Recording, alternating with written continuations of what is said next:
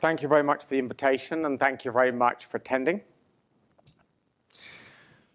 So, how is orthodontics evolutionary medicine? Well, we can ask the questions of genetics versus the environment. All disease has an element of both. We've always approached orthodontics from a genetic perspective. That's how it's treated.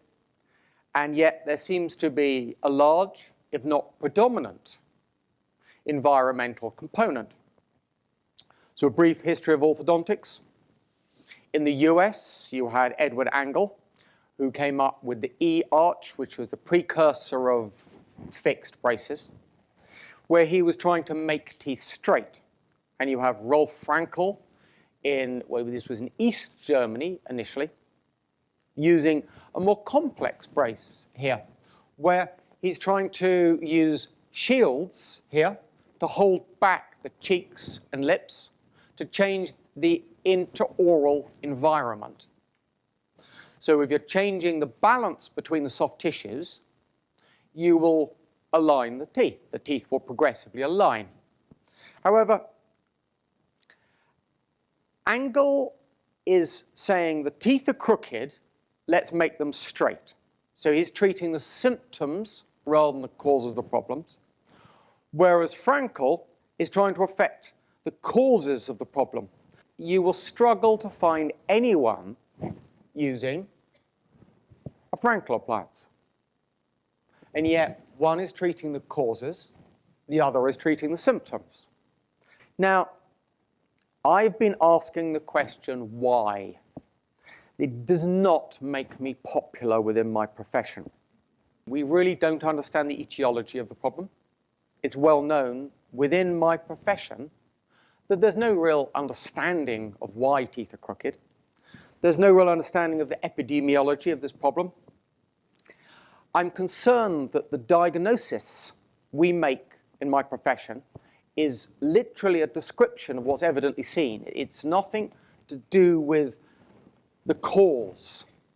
Now, when I look at the etiology, the cause, the factors that seem most pressing is the change in the masticatory effort and the change in oral posture.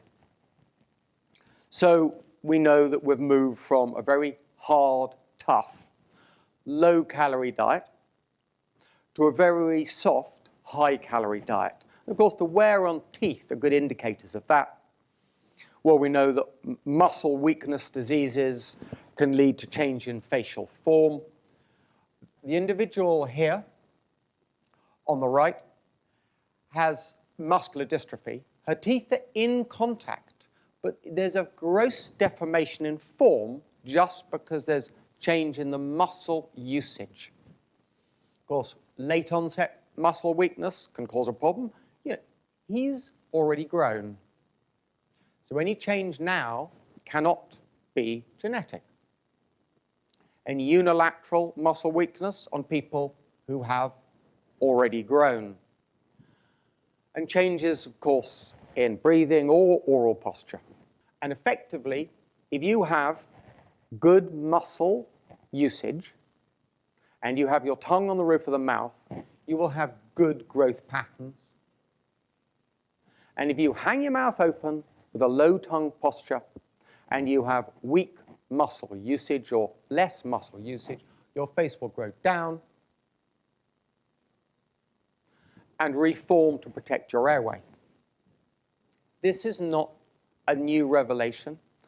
And of course, as your face gets longer, the cross-sectional area is reduced, and you will make compensations to maintain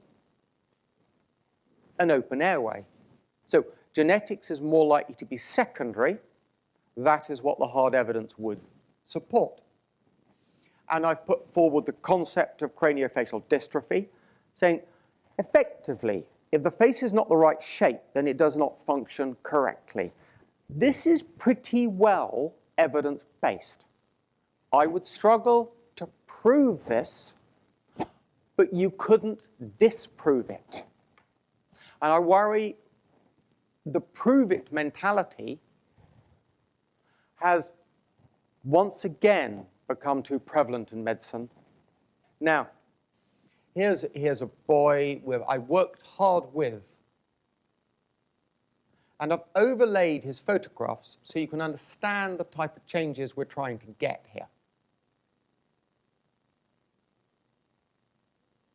Now, that was 5 years of hard work.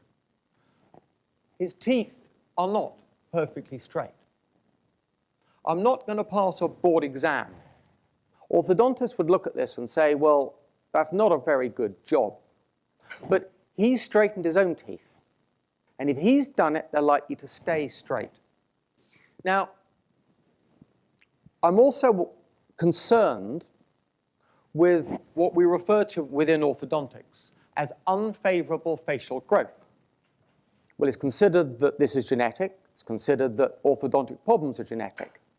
Yet, what I see when I look at any controlled study, where they're controls and where they're orthodontically treated samples, the facial length always increases in the orthodontically treated samples. So an element of this always happens. So there always is some downswing in facial form from affecting people, from trying to move the teeth straight, making the teeth straight. Now I also wonder about other iatrogenic effects from trying to move teeth, such as root resorption. You see the tips of these teeth have been affected. And of course, we are asking people to wear retainers for the rest of their lives. So we're holding the teeth straight because the causes haven't been affected. And because the causes haven't been affected, teeth still tend to move. And I worry about holding teeth out of their balance zone, because you can hold the teeth out the balance zone, you can't hold the bone, the gums, and the supporting tissue out the balance zone. Remember, we've only been doing mass orthodontics for about 35 years. We have yet to see the long-term effects of all of this. And of course, then there is relapse. If you don't wear your retainer, it's going to relapse. This individual is missing his wisdom teeth, he's missing a premolar, and the teeth are crowded again. You know, that's 8 teeth down, and you've got crowding. And what's the solution? Take some more teeth out? Remember, all our ancestors had all of their teeth, and usually a good 5 to 10 millimeters behind the wisdom teeth. There was dramatically different skull forms than most people alive today. It's interesting walking around the campus here, I see so many people with smiles that I know don't match their faces. And I'm sure they're wearing retainers every night that are holding their teeth out of their balance zone, and they have no idea what potential damage that could cause or what they could do about it. They just don't have this knowledge, this information. So this is what I showed you earlier on. I won't go into details. I refer to it as an MFO. It's how I overlay faces so I get a better understanding. You know, you can't do X-rays all the time, and I think I worry about the value of X-rays. Photographs, I think, are more accurate. I think we've got a reasonable change in her growth pattern over time. But that has taken me a long time. It was a very involved treatment. You know, it's taken me 10 years of my time on with her.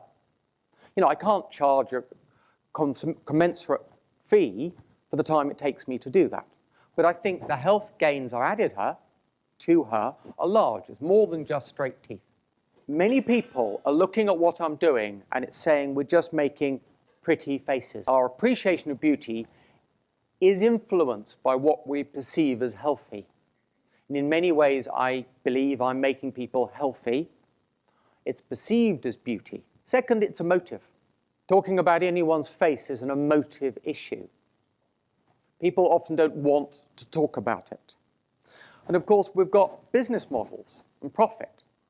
Making teeth straight has become a very effective business model. that discussion of the genes or the environment means that if it's genetic, I'm wrong, and if it's predominantly environment, then modern orthodontics may be wrong. And then the legacy. If the way we've been approaching malocclusion has been wrong, well, I would imagine many of you have had treatment. How do we redress that? People have to admit they're wrong. People don't like doing that. And of course, also, it's intuitively impossible. Most people think that it's just impossible to change a facial form. However much evidence I give people, they don't want to hear it. They don't want to understand that their facial form isn't correct. It may lead to serious health issues that could even shorten their lives, and it's their fault. Yes, the modern environment as well, probably a little bit of your parents, but largely it's your own fault. Not a good message. People don't want to hear that. And also, you know, I'm treating cases and I can see the benefit of what I'm doing. I mean, you know, this girl was told no option but surgery. She's got what we refer to as a class 3.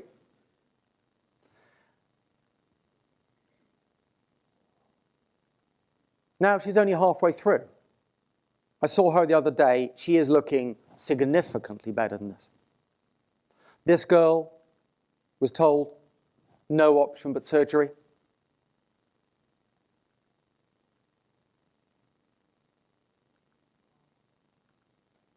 There's a mark in the teeth so you can see where it's going.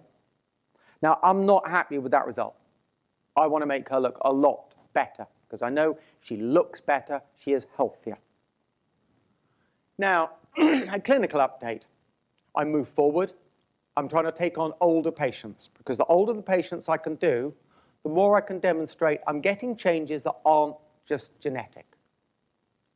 I'm trying to use heat maps and 3D scanning to try and really look in depth of what I'm doing. And you can probably see this heat map well illustrates what the change has gone.